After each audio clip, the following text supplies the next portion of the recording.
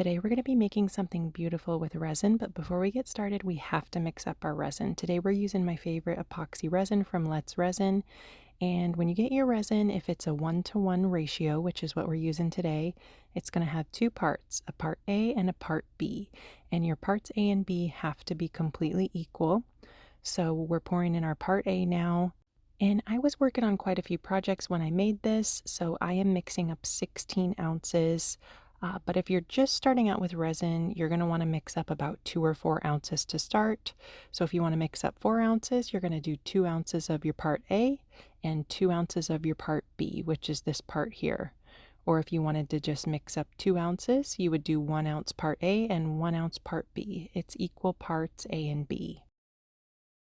And like I said, since I was working on a bunch of different projects this day, I mixed up 16 ounces.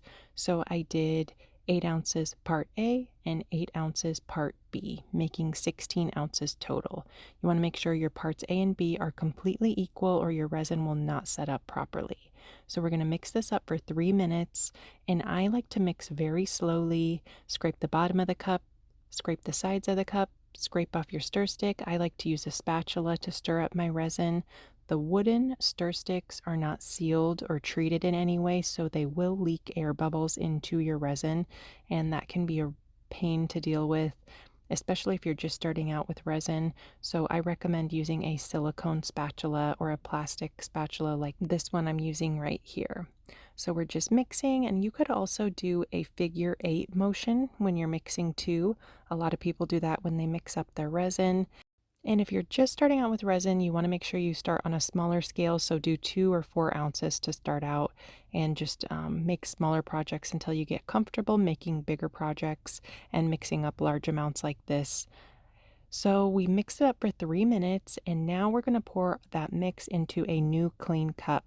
This is the double cup mixing technique, and I use this technique to mix up my resin. It will ensure that your resin is completely mixed and your resin is going to set up properly. And that's also why using a spatula to mix your resin comes in handy, so you can scrape every single drop out of that first cup that we mixed for 3 minutes. You got to make sure you get every single drop of resin out of that first cup, or your parts A and B will be off and it might not set up properly. So we're going to mix slowly again for another 3 minutes. And I promise you, if you mix your resin this way, you're not going to have any issues with your resin not setting up due to improper mixing. The big reasons why people's resin does not set up is they're not mixing it long enough, their parts A and B are not equal, or their workspace is not warm enough. Resin likes to be 70 degrees Fahrenheit or warmer to set up properly. So you need to make sure that your workspace is 70 degrees Fahrenheit or warmer. And you also want to work in a well-ventilated area, wear nitrile gloves and a respirator mask. So we got this all mixed up for 3 minutes. Now we're ready to pour. And before I do resin, I always run it through my bubble remover from Let's Resin. Discount code NAPTIME will give you a discount. I just poured my resin into 3 smaller cups, put it in the machine, put the lid on, hit the start button, and it gets rid of all the bubbles in your resin. It works like magic. I'll link it down below in the description box. Discount code NAPTIME will give you a discount. So today we're going to be using this violet mica powder from Let's Resin. It comes in a set with all these different colors, and it's really affordable. It's less than $20 for all those colors, and discount code NAPTIME will give you a discount. We're also going to be using this interference pink from Let's Resin, and I wanted to show you how much I add. This was just a little over 1 ounce of clear, and I just added a few little dashes from the jars, and I'm also using this ocean white liquid pigment from Let's Resin. I didn't have quite as much clear in this cup. I only mixed up 1 ounce of this white, because when you make projects like we're going to make today, if you use a lot of white, the white will take over, because white is a very pigmented color. It's got a lot of pigment, and it's heavier than this mica powder or the interference pink mica powder. So it'll spread out and take over and make your whole project white if you use too much white. And we're just going to mix up those mica powders. And for these, I don't mind using the wooden stir sticks because you don't mix these up very long. You just give them a good mix until you can't see any more particles of that mica powder and it's completely mixed into the clear resin. And these interference mica powders from Let's Resin are gorgeous. Like I said, this was the pink one, but it comes in a set of 6 colors and they're all really gorgeous like this, super soft and pretty, and just a subtle touch of color. And I'm also going to be using some glass glitter. Glass glitter is great for projects like this because it's very heavy compared to your normal polyester glitter, and it does not move. It stays where you pour it. So I just had 1 ounce of clear here. I added some gold glass glitter. I'm pouring it right in the center of my mold. For these flower trinket dishes, I like to pour a little in the center, let it flow down the petals a little bit.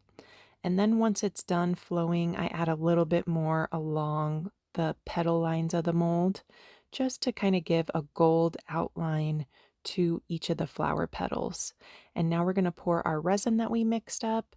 So we're going to go in with that purple mica, some of the interference pink, and we're going to layer these colors inside of our cup just like this. This is called a dirty pour. And you also want to save some clear for this project as well. I'm using clear, the purple mica, the interference pink, and white, and then of course the glass glitter. Once I had all those colors layered in my cup, it was looking so pretty. I'm just going to pour it right on top of that glass glitter. And we're going to be pouring this one in 2 layers. And I actually made this mold from a ceramic flower. So if you want to see my tutorial showing how to do that, I will link that video down below in the description box. Be sure to go check it out. I show you step by step how to make a mold just like this. So I poured down that dirty pour cup of colors that we had, added 2 ounces of clear, and that's it. I let it cure overnight. This is the next day.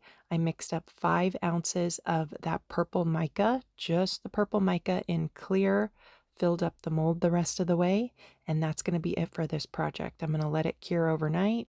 Here we are 24 hours later, getting ready to take it out of the mold. I was so excited to see how this one turned out.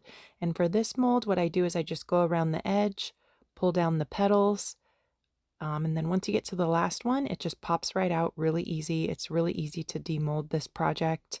And like I said, this is a little trinket dish, but you could also get some command tape and you could hang these on the wall as wall decor. That would be really pretty to make a bunch of different colors.